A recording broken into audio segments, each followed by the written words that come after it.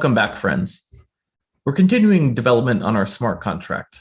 Where previously we were just able to ape into Curve's 3 pool, we're going to use Curve's integrative testing properties to be able to expand this to several more pools. And specifically, we're going to make heavy use of the Brownie interactive capability. We've written out a test which we're going to be expanding and leaning on to help us expand the capability for this pool to accept not just 3 pool, but any Curve pool that accepts die. I'm going to start running the test because it can take some time. The important thing to note is that it's passing this -i flag. This, which could also be written out as --interactive, launches Brownie in interactive mode. And what this means is that if this test fails for any reason, it's going to drop you onto the Brownie console at the exact state where the test failed, which allows you to poke around and see what's going on. We're going to iteratively use this to get our contract from a point that it can just get into 3 pool to make sure it can get into every pool. So we're running the test here. What it's doing on this side is on line 6, it's using the integrative capabilities of Brownie. It's running this test over all pools from pool 0 to pool 41, the current number of pools Curve has. It's passing this pool ID into the contract and running through this test repeatedly. All this test is doing is pulling in the Curve pool from the registry, figuring out the coins that it accepts from the coins and underlying coins property of the registry.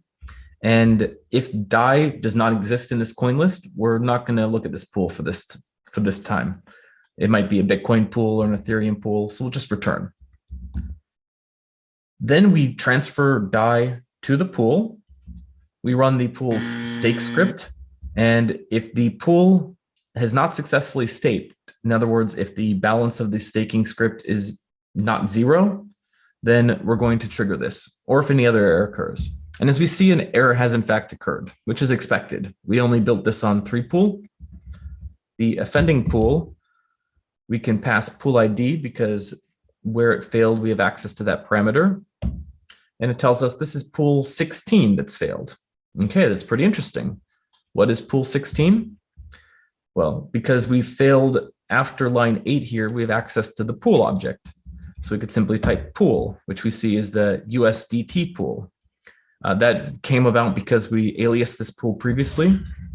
If you didn't alias it, we have access to the registry object we passed to this function. So we can call get pool name on the pool and see that it's the USDT pool. Now, what is the USDT pool and what exactly is failing? We'll go ahead and write a short script on the console. We're going to find out how many coins.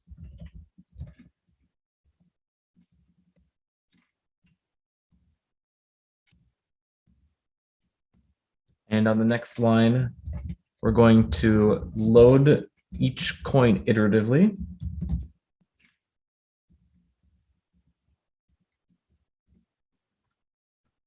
And we see that the problem in this case is that this pool is using compound die as opposed to regular die. If we look instead at the underlying coins,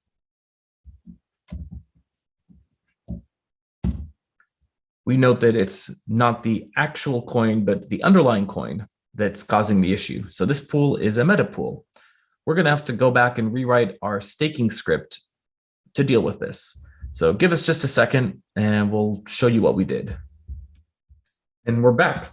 We've been hard at work updating our contract. So let's go ahead and fire up our tests and see if now we can get through every Curve pool. On the left-hand side, we've loaded up a Vim diff so we can walk through some of the changes we made. It wasn't necessary to walk through all of them because this is not a Viper course, but you might be interested to see what we did. We've added a few new interfaces. We're basically checking to see if the pool uses the underlying flag. If so, all these 3 interfaces have the capability of checking this use underlying function, which we just set to default for all the previous pools. We also will pull the get underlying coins from the registry, which we use right here in our get coin index function. Previously, we just pulled that, but now we need to do a check and see if it's using the underlying, in which case we'll call the different registry function. Our add liquidity changes pretty significantly. We previously just aped right in. Here we have to see if we need to pass this flag, in which case we will call this different interface. And the final major change we had to make was over here in the ape function. We want to set this flag. Here we're setting it to false, here we're setting it to true. And we're simply looking to see if the coin we're passing for this test die, but this could be abstracted to other coins. We'll see if it exists under the self-registry get coins, or if it exists under the self-registry get underlying coins. We also keep this meta pool sandwiched in the center. So you can see what we're dealing with the integrative tests. The test stake has not changed at all. We're still looping through from 0 to 41. And it's a good sign that it's taking this long. It means it's having some degree of trouble finding a pool that doesn't fit. This might be because a lot of the pools do not use DAI, but we can have some confidence that our contract is pretty good, and maybe there's just a couple of edge cases that we're going to have to deal with. So let's wait and see what pops up.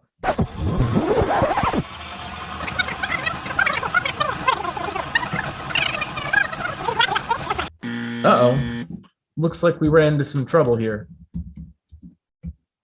We have this pool ID available to us, and it's telling us that it's pool ID 17 that's the culprit. What's wrong with pool ID 17, you might ask? First of all, which one is pool ID 17? We can use the registry.get pool name, and we'll call this on registry.pool list, which takes the index, and find out that this is the Y pool. So why is the Y pool failing? Well, it's an interesting case. Y pool has 4 wrapped tokens, so it should be using underlying. It's not using DAI, it's using Y DAI.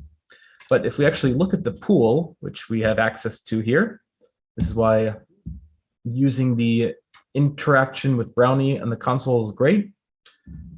The add liquidity function, notice it takes amounts and it takes the min mint amount, but it's not taking this flag for use underlying. It turns out there's a handful of some of the earlier curve pools that are not capable of wrapping directly. They have zappers, so we could zap money in. But for the Y pool, as well as for further down, the PAX pool has underlying DAI and suffers from this problem, as does the USDT pool and the compound pool. They're all using a wrapped version of DAI, but they don't allow you to wrap it directly. You have to use a separate deposit contract. So this becomes a design decision for us. But rather than deal with a design decision, we will simply exclude these from our testing for now. With integrative testing, you can pass this exclude equals, which can take a number or a list or even a function. We'll exclude 4, 9, 16, and 17, which happen to be these pools. And finally, we'll also go ahead and exclude pool 21, which came up as we were running these tests before. Pool 21 is the link USD, and it's a very sad pool that has no rewards contract. That one we could fix. The others, it's still a design decision whether we're going to update our contract to exclude them or not. So if this is working successfully, we will take a bit of a break and we will see what happens.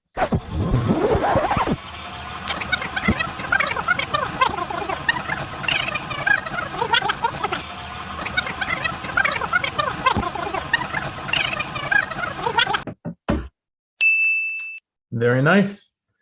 We have a test that successfully passed for all of the curve pools using DAI. We can now generalize this test to try and run through everything. Making great progress. We will see you soon.